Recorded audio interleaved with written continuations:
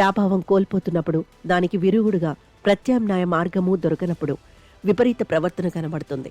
వ్యక్తికైనా దేశానికైనా ఇదే వర్తిస్తుంది. ప్రపంచ దేశాల మీద ఎడాపెడా సుంకాలు విధిస్తూ అల్లకల్లలో సృష్టిస్తున్న అమెరికా అధ్యక్షుడు డొనాల్డ్ ట్రంప్ చర్యల్లో మనకు కనబడేది ఇదే. ఆధిపత్యానికి కావలసిన హంగులు, ఏర్పాట్లు, మేధో విశిష్టతలు ఒక్కొక్కటిగా కోల్పోతున్నప్పుడు మర్యాదలు, సంయమనాలు మట్టి కలిసిపోతాయి. దౌత్యనీతులు మంట కలుస్తాయి.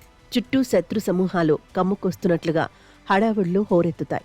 పైపైన చూస్తే ట్రంప్ లాంటి నాయకులు తమ ప్రవర్తనతో, లోతులేని ఆలోచనలతో కోరి కోరి అమెరికాకు నష్టాలు తెచ్చిపెడుతున్నట్లుగా కనిపిస్తుంది. వ్యక్తుల ప్రవర్తన, వ్యక్తిత్వమే అన్నింటికీ కీలకమనుకుంటే అసలు పరిస్థితులు అర్థం కావు. నాయకుల ప్రభావం చరిత్ర గతి మీద ఉంటుంది. దాన్ని కాదనలేం. కానీ ఒక సమాజం, ఒక దేశం సంక్లిష్ట ప్రయాణాన్ని, ఆటుపోట్లను అర్థం చేసుకోవటానికి ఎన్నో పరిస్థితులను పరిగణలోకి తీసుకోవాల్సి వస్తుంది. నిజానికి ఆ పరిస్థితుల్లో నుంచే విపరీత పోకడలు, నేతలు పుట్టుకొస్తారు.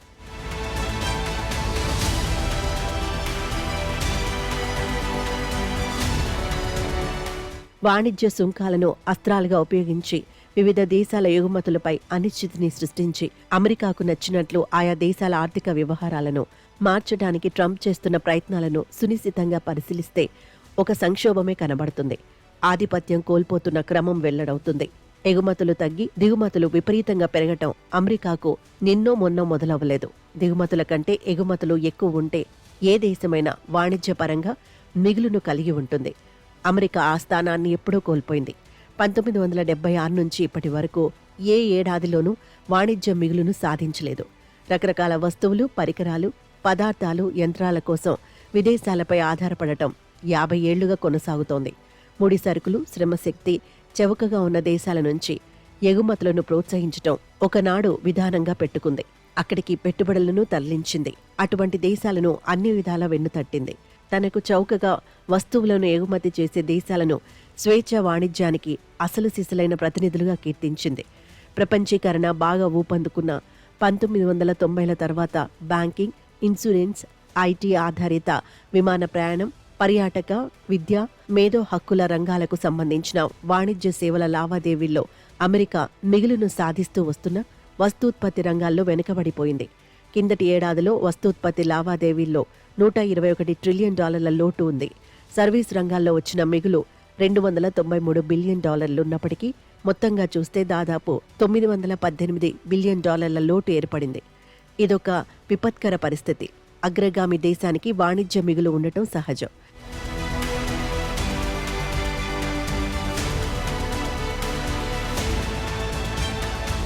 మొదటి ప్రపంచ యుద్ధం వచ్చే వరకు దాదాపు 100 ఏళ్ల పాటు వాణిజ్యంలో బ్రిటన్ మిగులును సాధించింది. ఆ తర్వాత దాన్ని కోల్పోయింది. దాంతో ప్రపంచంలో 1వ స్థానాన్ని కోల్పోయింది. ఆ తర్వాత ఆర్థిక పరంగా చాలా మెట్లు దిగాల్సి వచ్చింది. వస్తు, యంత్ర ఉత్పత్తిలో అగ్రగామిగా ఉన్నంత వరకు బ్రిటన్ ఆధిక్యాన్ని నిలబెట్టుకుంది. అమెరికా కూడా ఒకప్పుడు ఆ రకంగానే తన స్థానాన్ని సుస్థిరం చేసుకుంది. 1980ల తర్వాత ఆసియా దేశాలు బాగా ముందంజ వేస్తున్న పరిస్థితుల్లో ఆ స్థానాన్ని అమెరికా తిరిగి పొందే అవకాశం కనబట్టలేదు.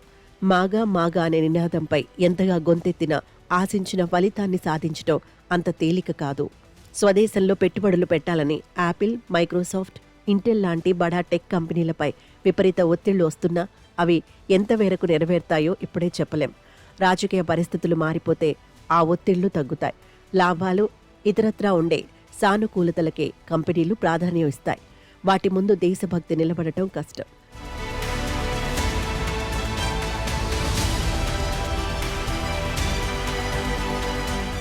అమెరికాతో పోల్చితే చైనా $1 ట్రిలియన్ మిగులు వాణిజ్యంలో ఉండటానికి కారణం వస్తూత్పత్తిలోనూ శాస్త్ర సాంకేతిక రంగాల్లో సాధించిన అనూహ్య అభివృద్ధి.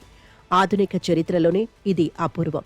గ్లోబలైజేషన్ గురించి ఎన్నో పొగడ్తలతోనూ పోటీ పునాదిగా ఆర్థిక వ్యవస్థలు మారడానికి అదెలా కారణమవుతుందో వివరిస్తూ ప్రముఖ వ్యాఖ్యాత థామస్ ఫ్రీడ్మన్ 2005లో ద వరల్డ్ ఈజ్ ఫ్లాట్ అనే పుస్తకాన్ని రాశారు. ఆన్లైన్ ట్రేడింగ్, ఐటీ ఆధారిత సర్వీసులు ప్రపంచాన్ని ఎట్లా మార్చివేయబోతున్నాయో అప్పుడే చెప్పారు. ప్రపంచీకరణతో అన్ని దేశాలకు సమాన అవకాశాలు దక్కుతాయని చెప్పడమే కాకుండా అందుకు ఉదాహరణగా బెంగళూరులో ఐటీ కంపెనీల గురించి ఘనంగా వివరించారు. అసలు వరల్డ్ ఈజ్ ఫ్లాట్ అన్న భావనని తాను ఇన్ఫోసిస్ చీఫ్గా ఉన్న నందన్ నీలేకని నుంచి స్వీకరించానని కూడా తెలిపారు. ఫ్రీడ్మన్ ఒక విషయాన్ని ఆనాడు చాలా స్పష్టంగా చెప్పారు.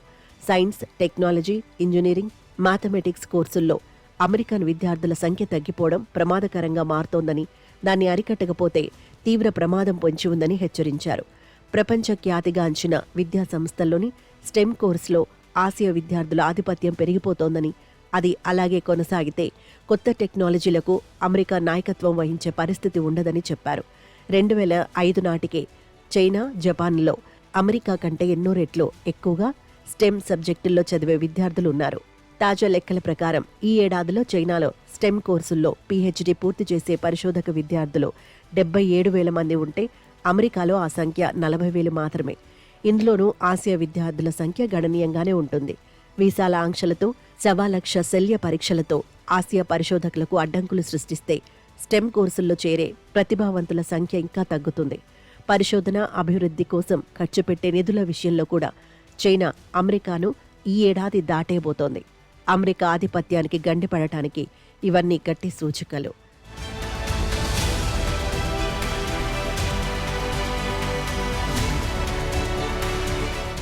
సుంకాల యుద్ధంలో తాను ఇప్పటికే విజయం సాధించాననే భావనతోనే ట్రంప్ ఉన్నారు.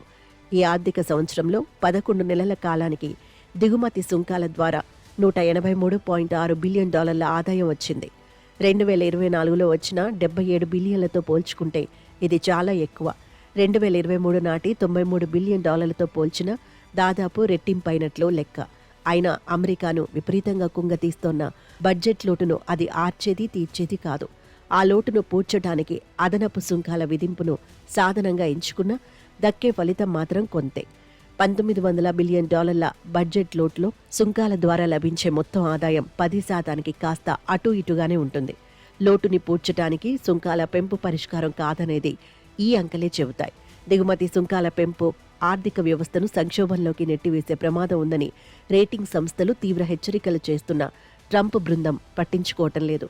ఒకప్పుడు అభివృద్ధి చెందుతోన్న దేశాలు తమ దుస్థితికి పరోక్షంగానో ప్రత్యక్షంగానో ధనిక దేశాలే కారణమని విమర్శించేవి.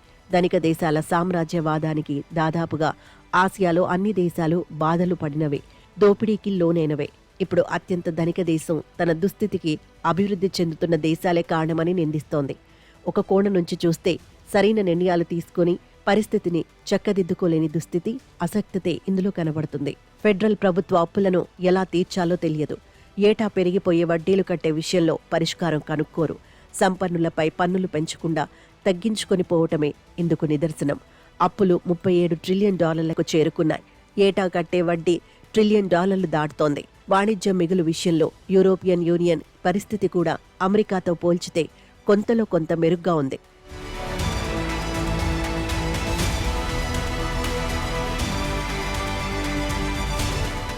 ఇప్పటి అమెరికా పరిస్థితి చూస్తే 1987లో పాల్ కెనడీ తన పుస్తకం the rise and fall of the great పవర్స్లో చెప్పిన విషయాలు గుర్తుకు రాకుండా ఉండవు.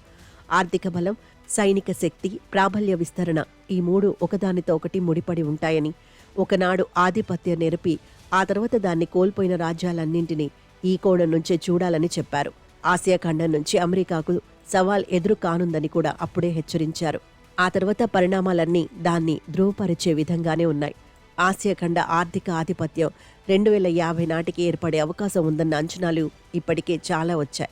దీన్ని మరో దృష్టి నుంచి చూస్తే 1820 నాటికి ప్రపంచ జీడీపీలో ఆసియా ఖండానికి ఉన్న స్థానం తిరిగి లభిస్తున్నట్లుగా పరిగణించొచ్చు. అప్పట్లో ఆసియా ఖండానికి ముఖ్యంగా చైనా, భారత్లకు ఆర్థిక సంపదలో, వస్తూత్పత్తుల్లో సగభాగం ఉండేది. ఆర్థిక బలం, సైనిక శక్తిని, ప్రాబల్య విస్తరణను నిర్ణయించటం నిజమైతే అమెరికా ఆ బలాన్ని కోల్పోయే రీతిలోనే అక్కడి వ్యవహారాలు సాగుతున్నట్లుగా స్పష్టమవుతుంది. ఉన్న ప్రాబల్యాన్ని కాపాడుకోవడానికి మోహరించిన సైనిక శక్తిని భరించగలిగే స్థాయిలో కూడా అమెరికా ఆర్థిక శక్తి పుంజుకోవటం లేదు. 70కి పైగా దేశాల్లో 800 దాకా సైనిక కేంద్రాలను నిర్వహిస్తున్నప్పటికీ వాటిని ఆర్థికంగా భరించలేని స్థాయికి వెళుతోంది. నాటో కూటమికి నిధులను తామే అధికంగా ఎందుకు సమకూర్చాలని ట్రంప్ అప్పుడప్పుడు చేసే వ్యాఖ్యల వెనుక అంతరార్థం అదే.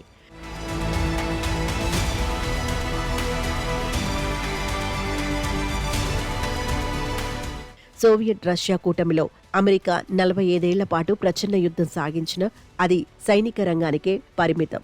ఆర్థికంగా సోవియట్ రష్యా అమెరికాకు ఇచ్చిన పోటీ అప్పుడు చాలా తక్కువ. ఇప్పుడు చైనాతో పాటు యువరక్తంతో ఉరకలేస్తున్న ఆసియా దేశాలు పారిశ్రామిక శాస్త్ర సాంకేతిక బలాన్ని అతివేగంగా సమకూర్చుకుంటూ ఆర్థికంగా విసురుతున్న సవాళ్లు సాధారణమైనవి కావు. వాటిని ఎదుర్కొనే సత్తాన్ని సంతరించుకోవడానికి అమెరికా తనది తిరుగులేని అగ్రరాజ్యమన్న భావనను వీడి తగు వ్యూహాలు రూపొందించుకోగలగాలి. ఏకదేశ ఆధిపత్యానికి రోజులు చెల్లిపోయాయని గుర్తించాలి. అలాంటి ఆలోచనలు రాజకీయ రంగాన అక్కడ కనబడటం లేదు. అమెరికాకు అదే విషాదం.